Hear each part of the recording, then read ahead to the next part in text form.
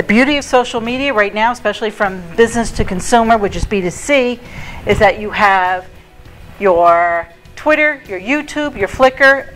It can all feed into Facebook. And with Facebook being like a third largest country, you do want to have a presence on Facebook.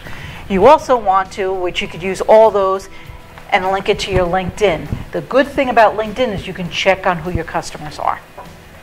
You can find out more about them, what kind of work they do, what's the stress level. You could probably find out and determine on that on all your customers.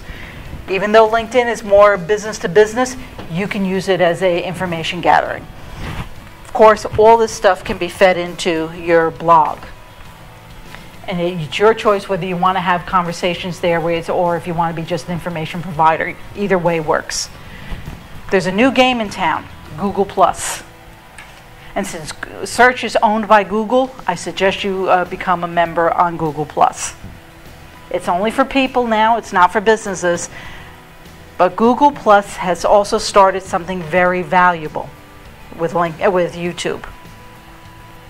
You can huddle with your circle of friends around a YouTube video. You have a video where you can actually say, I want to huddle.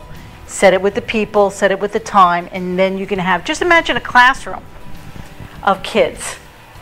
And you're telling them they have to watch this one video to learn something. You can have a classroom episode discussing the movie as it's going on YouTube. First thing on the rule of any business, whether it's social media or not, you need to know who is engaging with you and why. I had a discussion with someone last week who had been in business for 20 years. And they said, oh, well, when I first started this business back then, this is who my people were. These were my customers.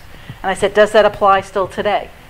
You need to relook at who it is you're trying to build on your customer base and to actually start finding out where they hang in social media. It's probably a lot different than it was even 3 years ago. Whatever you do in social media, you have to make sure that it's accessible also on your phone and your iPad. Your iPad alone, or the tablets, has increased the level of watching of videos. 64% of people are watching video at work. Now, it may be blocked on their PC, but it may not be blocked on their tablet or their phone. 53 are men, and no, it's not watching porn. They are, though, watching, of all the videos who are watching at work, they're watching it, 63% of them are watching it on their own mobile phones or mobile devices. Small businesses and all businesses have decided that they're increasing their YouTube usage for ads by 52%. But the only way you're going to know if your video really works or any of your social media work is by checking your statistics. Look, you want to know about the views, how many shares, how length they are viewing it, and who is actually viewing your videos. It may be somebody completely different than a new market for you, or you are targeting the wrong one. The way you interact on Facebook, the way you interact in YouTube, the way you interact in Twitter is all different, but you have to try to still come up with some sort of consistency. You are a brand, you just are communicating it through different mediums and in different styles. What's going to help you most is to develop an editorial calendar for the quarter. You want to know what is it that you're trying to promote, what you're trying to push, what you're trying to actually share, what topic of information. Is it pregnancy this month? Is it next month old age? You need to figure that out so that you can prepare yourself and then figure out how you're going to say it depending on which one of the mediums. But an editorial calendar is for you, and your audience could care less about what it is on your editorial calendar. So you have to keep up with trends and be able to change. Your message, no matter what medium, has to be relevant concept of interest, and that's when you're going to go and check and find out what is it that people are gravitating to. You plan it, maybe through your editorial calendar, you do it, you check, and you react to what your statistics are actually saying. Measure twice. This is going to be a very, very long list. You want to know the things like the likes, the things that are sharing. And you'll see that if a new video comes out, you may have a real rush and then all of a sudden it will drop off. Or you will see that people are watching one video over another one, but they do get to the second one after being in love with the first video.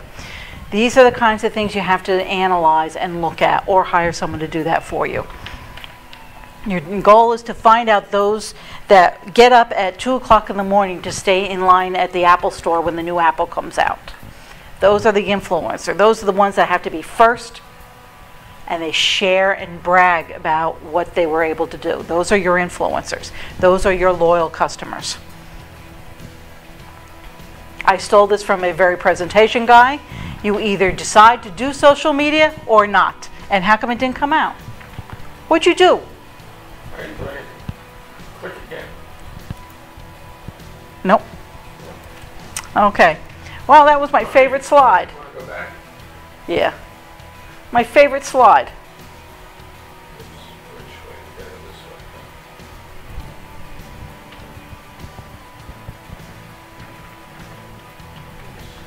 Don't worry about it. What it was it actually showed that 50% do, 50% not do. Yes, it shows up on the printout. And there is no try. You either do it or you don't.